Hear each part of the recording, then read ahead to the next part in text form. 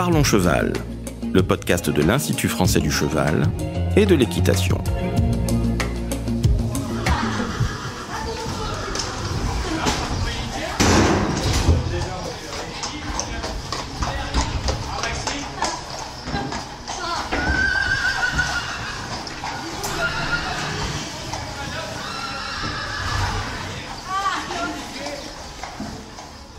Bonjour, je suis Laurent Vigneault de l'Institut français du cheval et de l'équitation.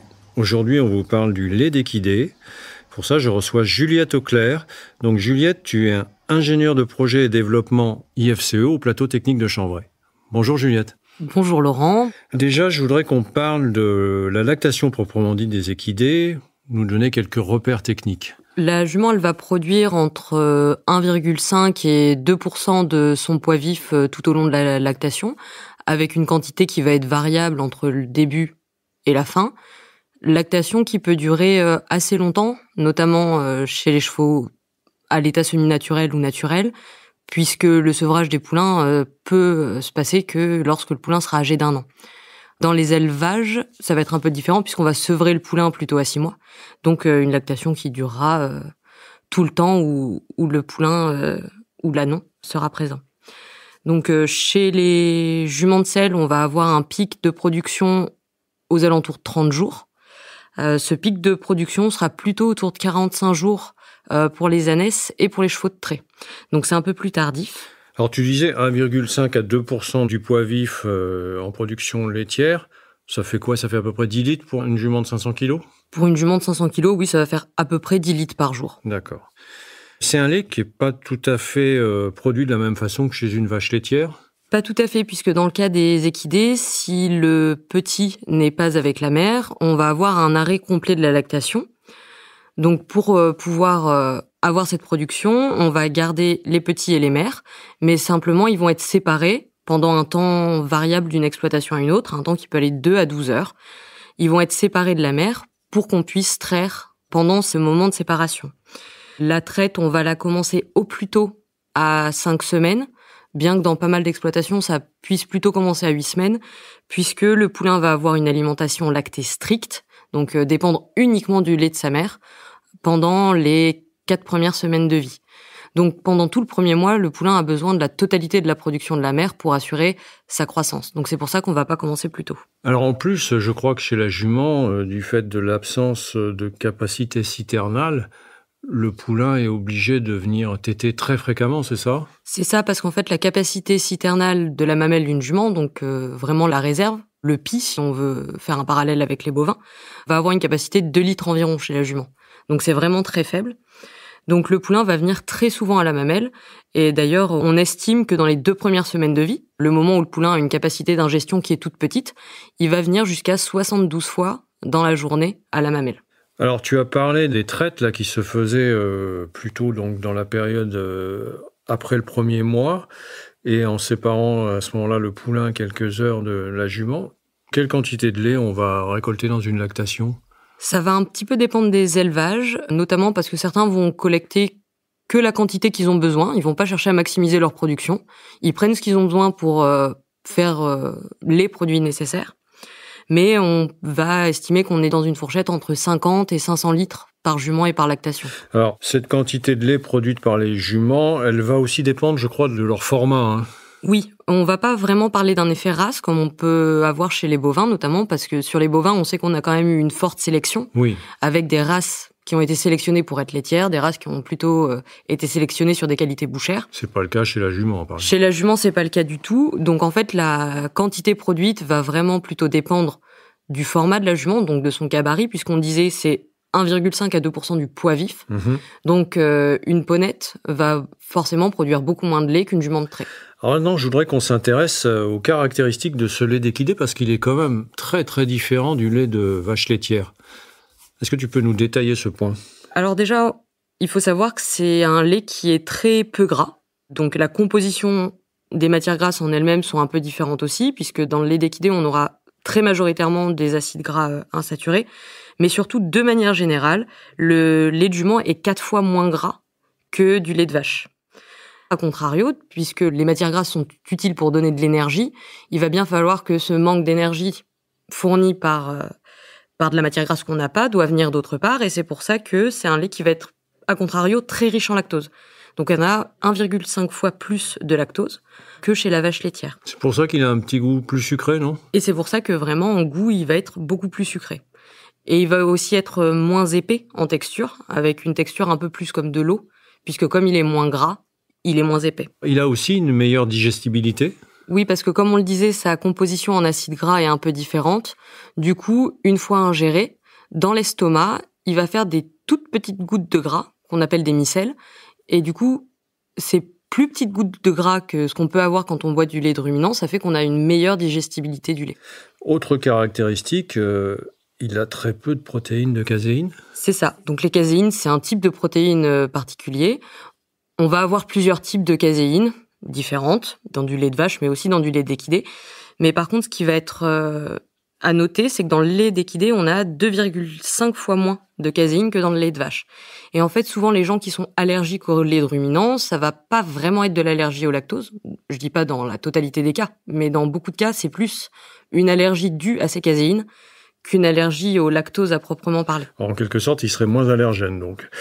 Alors justement, si on parle du bienfait du lait d'équidé, je crois qu'il y a eu des études de fait, mais plutôt chez les souris, je crois, que chez les humains. Qu'est-ce qu'on peut dire là-dessus ? Qu'est-ce qu'on a pu identifier comme bienfait ? On a beaucoup de choses qui ont été dites sur le lait d'équidé, comme quoi ça aiderait à améliorer le diabète, le cholestérol, la maladie de Crohn. Donc tout ça, c'est des bienfaits qui sont supposés, mais qui n'ont pas été avérés. La science a rien démontré à ce jour sur ces questions-là. Par contre, il y a des choses qu'on sait, qui ont été montrées, par exemple, dans le cas de la maladie de l'intestin irritable, c'est des tests qui ont été faits in vitro sur des cellules prélevées sur des patients atteints de cette pathologie. Et on a vu que les cellules, quand elles étaient mises en contact avec du lait de bovin, elles réagissaient fortement, causant de fait les désordres gastriques connus par ces personnes-là. Et c'était un effet qui était beaucoup moins visible et beaucoup moins prégnant quand les cellules étaient mises en contact avec du lait d'équidé. Oui, ça c'est intéressant. Et on a pu prouver aussi, je crois, qu'il était moins allergène, notamment pour les nourrissons ? Oui, alors ça a été montré dans plusieurs études, mais notamment une grosse étude italienne qui a été menée sur 120 enfants qui ont été suivis de 6 à 18 mois. Donc la moitié ont été alimentés avec du lait de ruminant, la moitié avec un dérivé de lait d'ânesse. Et on a montré que 94% de ces enfants avaient moins de réactions quand ils étaient nourris avec du lait d'équidé qu'avec du lait de vache. Ouais, c'est très significatif. Alors, maintenant, on a vu les caractéristiques de ce lait, ses bienfaits, etc. Et on va voir un petit peu l'utilisation qui en est faite, même si ça reste une très faible production encore. C'est quoi la destination principale ? La cosmétique ? La destination principale, oui, c'est la cosmétique, avec notamment les savons solides, puisque 60% des exploitations qui produisent des cosmétiques fabriquent des savons comme ça. Mais on va aussi retrouver d'autres dérivés dans la cosmétique, que ce soit des crèmes pour le corps, des shampoings, etc., etc. Il y a une consommation humaine quand même, sous quelle forme ? En consommation humaine, on va plutôt le retrouver sous forme de produits transformés. Donc que ce soit de la glace, des gaufres, des crêpes, mais plutôt des produits transformés parce que c'est un lait qui est compliqué à conserver en frais. Parce que comme on l'a dit tout à l'heure, il a une forte teneur en acides gras insaturés et du coup, il peut vite prendre un assez mauvais goût puisqu'il va rancir s'il n'est pas conservé. C'est pour ça qu'on le trouve parfois sous forme lyophilisée. L'une des méthodes pour pouvoir vendre quand même du lait qui soit buvable et qui soit pas juste sous forme de produit transformé, c'est de le lyophiliser, donc de l'avoir en poudre à resuspendre dans de l'eau, et de cette manière-là, il se conserve très bien. On a dit tout à l'heure qu'il y avait très peu de caséine dedans, donc j'imagine qu'on fait peu de fromage avec. Voilà, parce que les caséines, c'est ce qui va permettre au lait de cailler, donc c'est ce qui va permettre de faire du fromage. Et comme il y en a très peu dans le lait de jument ou dans le lait d'ânesse, on ne peut pas faire de fromage avec ces laits-là, sauf si on vient mélanger avec du lait de ruminant, que ce soit du lait de vache, du lait de chèvre ou du lait de brebis, c'est pas un problème.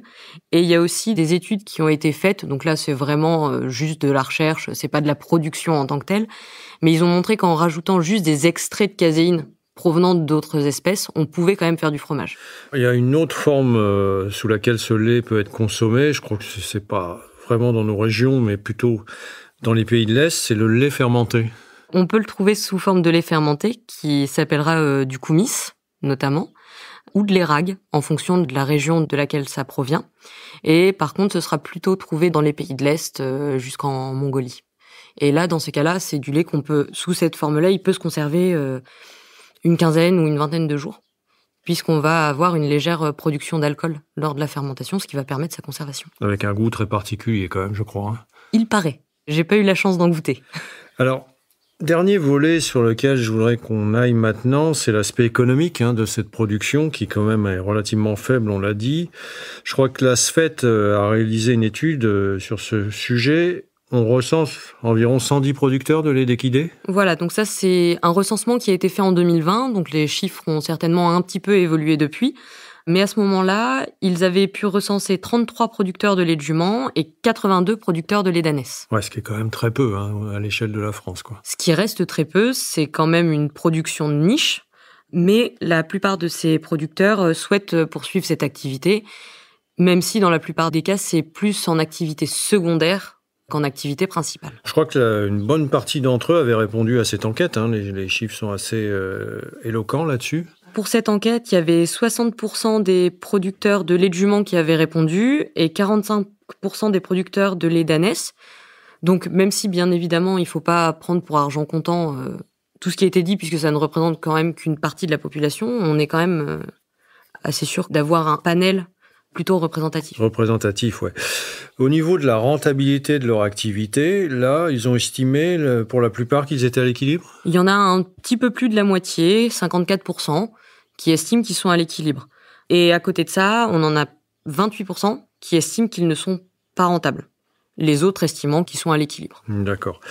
Au niveau des modes de commercialisation, c'est surtout des circuits courts, des produits locaux. Vente à la ferme, principalement ? C'est des circuits courts, c'est de la vente directe, que ce soit de la vente à la ferme, de la vente en direct sur leur site internet, des marchés, donc des marchés de producteurs, ou encore des magasins spécialisés comme des coopératives. Ouais, d'accord.